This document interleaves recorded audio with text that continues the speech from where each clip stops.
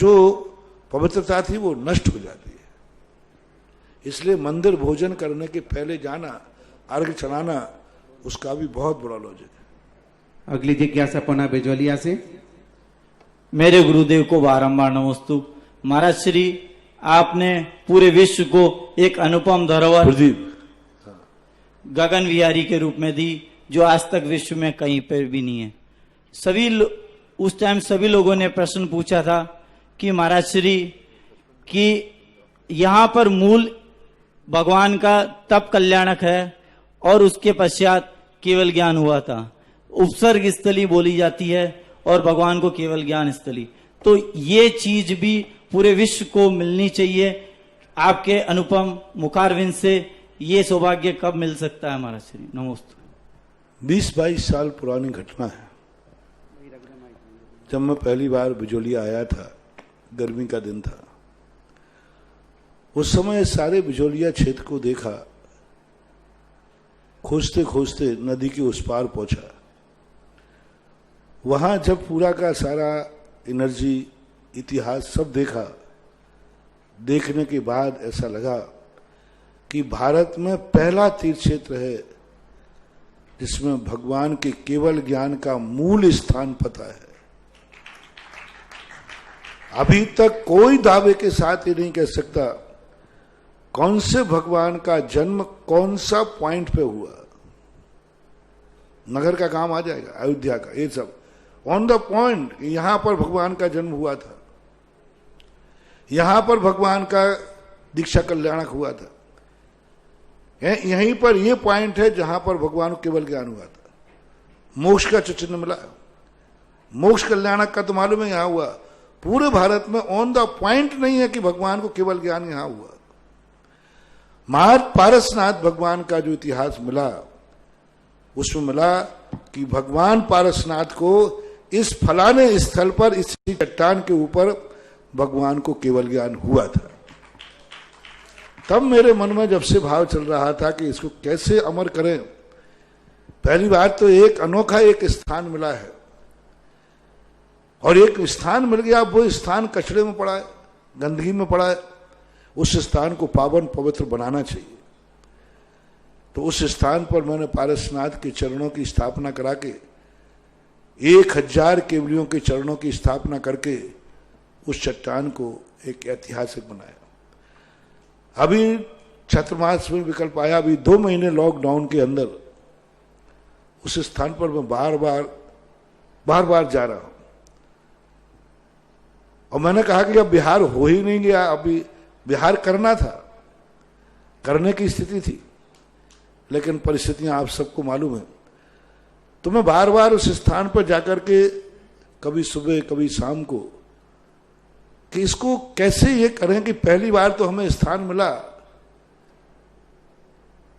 ऊहापोह चलता रहा। आज मुझे महसूस हुआ कि मेरा बिहार क्यों नहीं हुआ।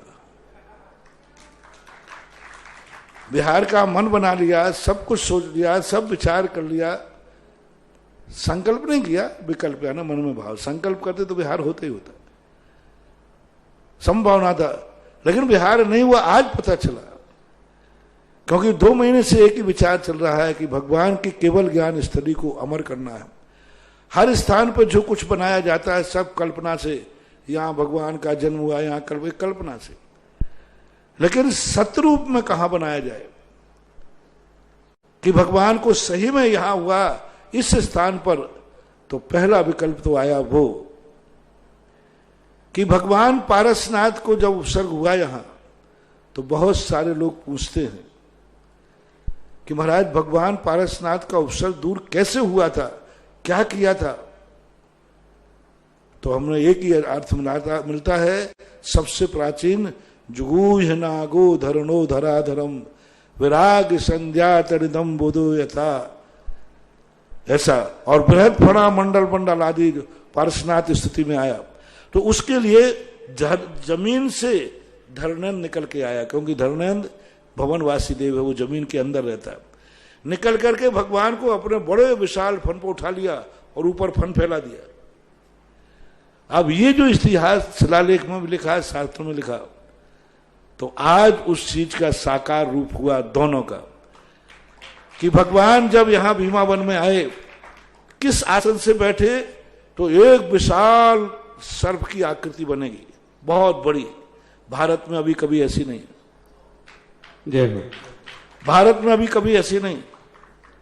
उसके ऊपर मुनि अवस्था में महाराज बैठेंगे, भगवान पारसनाथ मुनि अवस्था की होगी, और ऊपर से उतना ही विशाल, जो भारतवर्ष में अभी इतना फन नहीं, ये फन भी कोई छोटा है तुम्हारा 27 फुट वाला है। जय हो।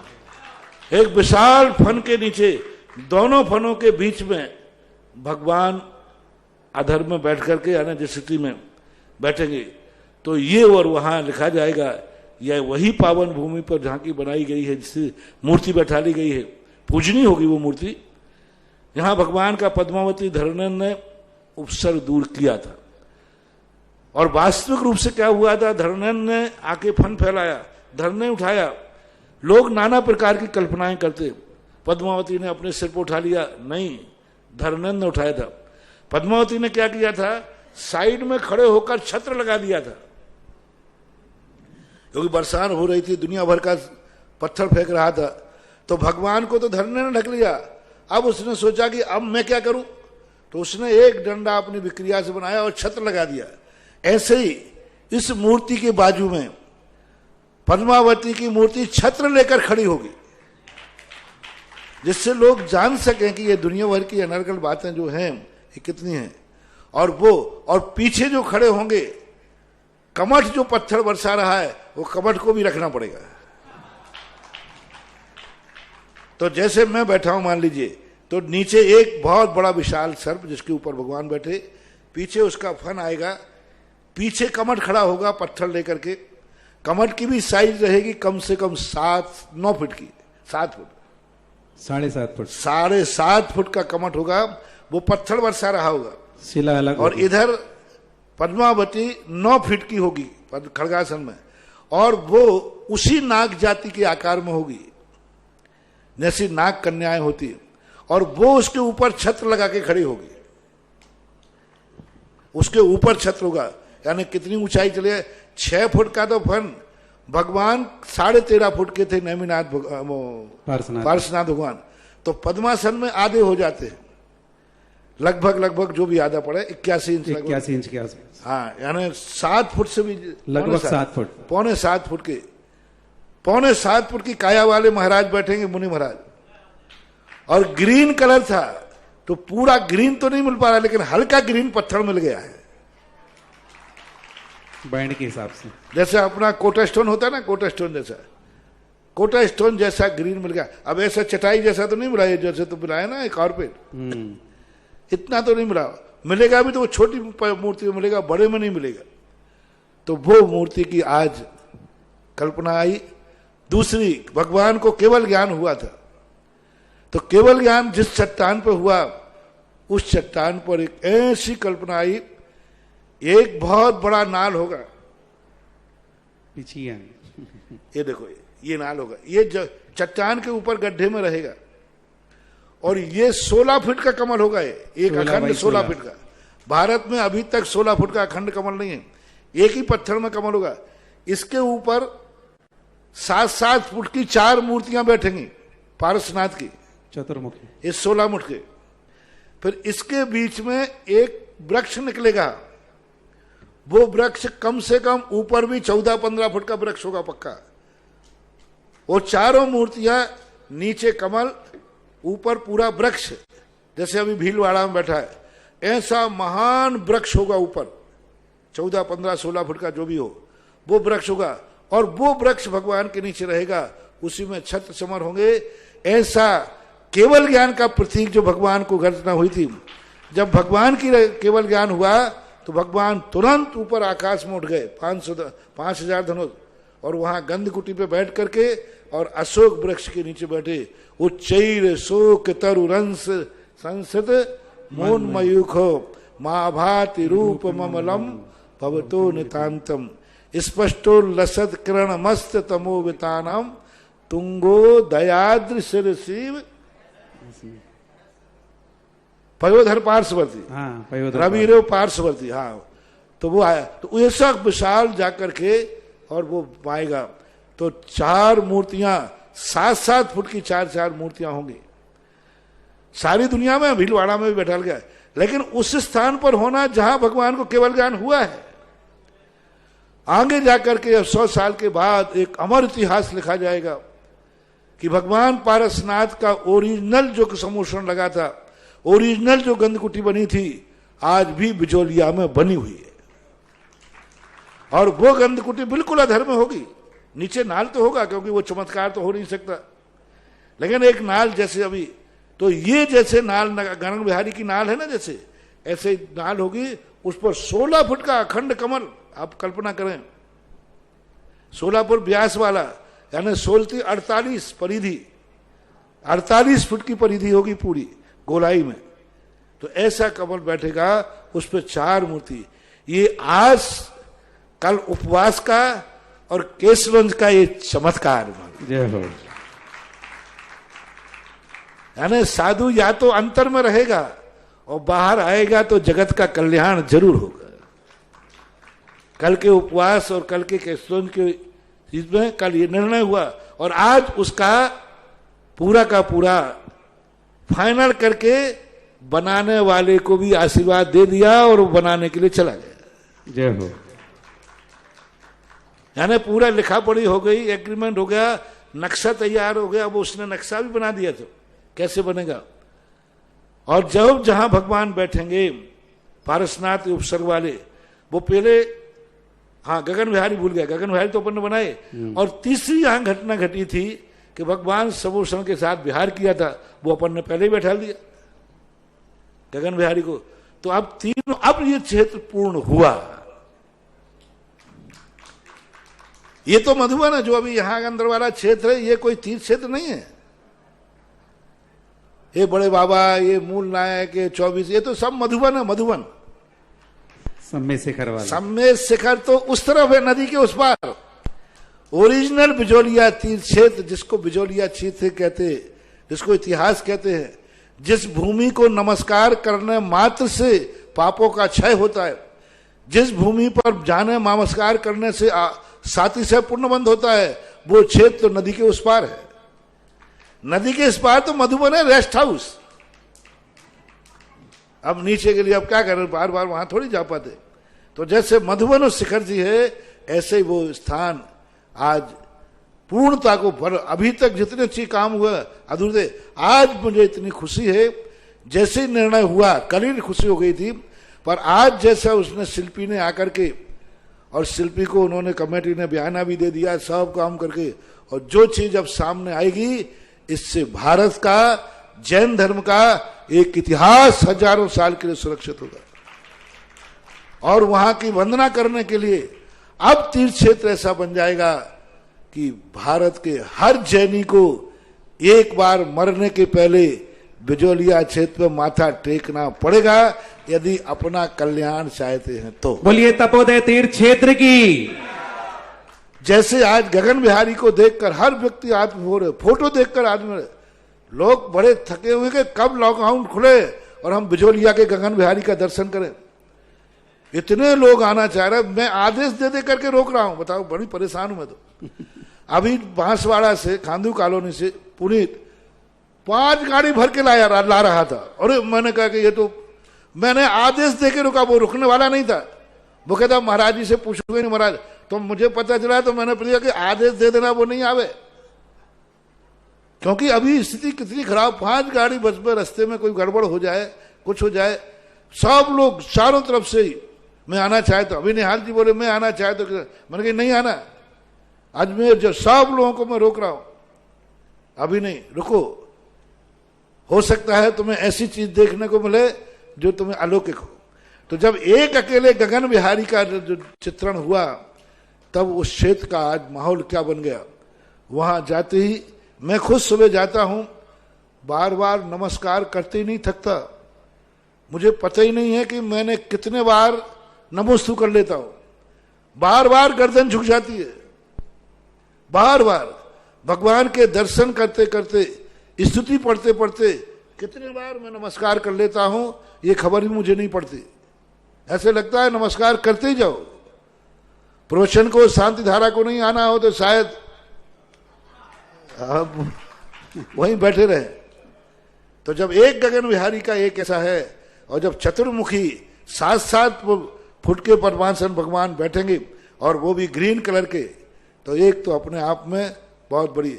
आज ये पूरी एक बिजोलिया का मुझे दिखता है कि शायद पारसनाथ ने कहा, बेटा तू अधूरा मत भाग, पूरा कर। और आज वो पूर्णता का कार्य हो गया और बिजोलिया आज उस पूर्णता की तरफ पहुंच गया जो इतिहास 800 साल पहले लोलार्क ने लिखा था। जो लिखा था उसने तो लिखा था, अपन उस थ्योरी को प्रैक्टिकल कर दिया।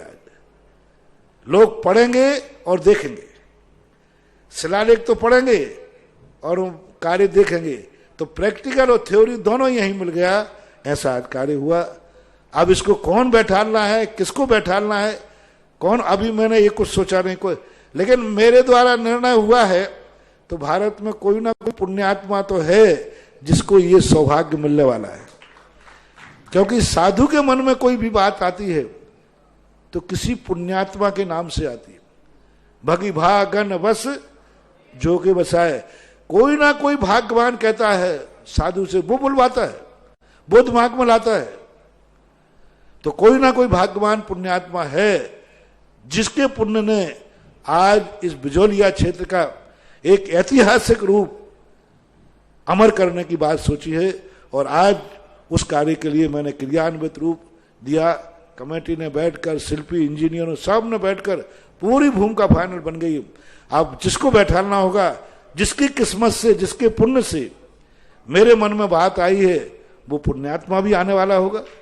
जय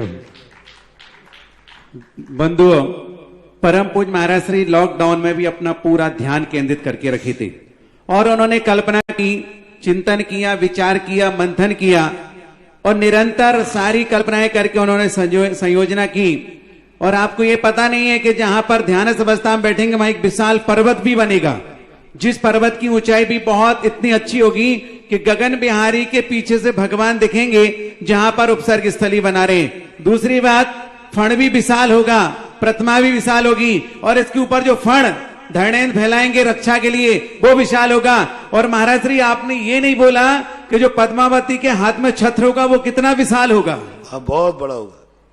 वो 5x5 के सर्किल का छत्र होगा। बताइए, विचार करिए। 15 फीट का सर्किल होगा। नहीं, ऊपर वाला। आप परिधि 15 फुट होगी, नीचे की परिधि, ऊपर वाली जो है, ऊपर व्यास 5 फुट, हाँ, परिधि 15 फीट। सर्किल लेंगे तो पूरा 15 फुट होगा। इतना बड़ा छत्र एक डंडी के ऊपर कैसे टेकेगा, ये विचारणीय प्रश्न होगा। तो ऐसे अलौकिक दृश्य को बनाने की कल्पना जैसे संतों ने की हो, तो बंधुओं मैं समझता हूं पहाड़ बनाना, पहाड़ पर चढ़ करके आप जाएंगे, बिल्कुल ऐसा लगेगा जैसे सम्बित शिखर जी की पहाड़ पर चढ़ रहे हो। वहां जाकर के आप दर्शन करेंगे और महामुनिराज जहां विराजमान होंगे वहां इतने विशाल फण के ऊपर बैठे हुए वो मुनि महाराज जिनके ऊपर उपसर्ग हुआ, ये सारे दृश्य, कमट भी होगा, कमट के हाथ की भी शिला देखने की होगी, ऐसी नहीं सिर पे रखी, बिल्कुल अंतरिक्ष में तैरती हुई दिखेगी, हाथ से टच होगी।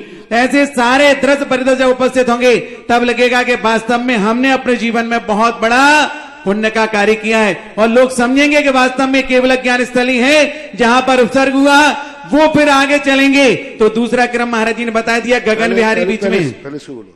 पहले आपको बता दूं कि जहां पर ध्यान अवस्था मुद्रा में महाराज बैठेंगे उपसर्ग स्थली बनेगी और ये सारा कार्यक्रम अगर कोई व्यक्तिगत एक परिवार करना चाहता है तो एकमात्र 51 कलश के माध्यम से पुण्यार्जन कर सकते हैं, जिसकी अगर आप बनाने भी जाओ तो खोखो में काम होगा। लेकिन लॉकडाउन को देखते हुए महाराज जी का आशीर्वाद मिला है, इसलिए सफलतम कार्यक्रम को करने में पीछे ना रहे।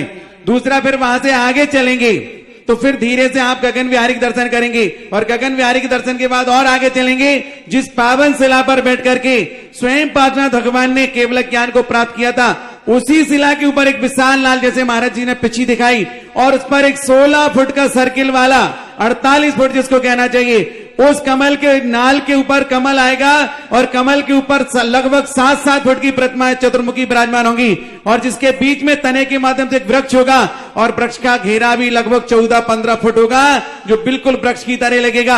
आप देखेंगे कि वास्तव में वो शिला कितनी पूजनीय है, जहां आज भी महाराज श्री जाकर के ध्यान अवस्था में बैठते हैं और वहां उनका मन लग जाता है। और वहां बैठने का एक चमत्कार हुआ कि महाराज श्री ने वो कल्पना पूरी संयोजन की और जो आज हमारे मध्य में प्रस्तुत कर दी।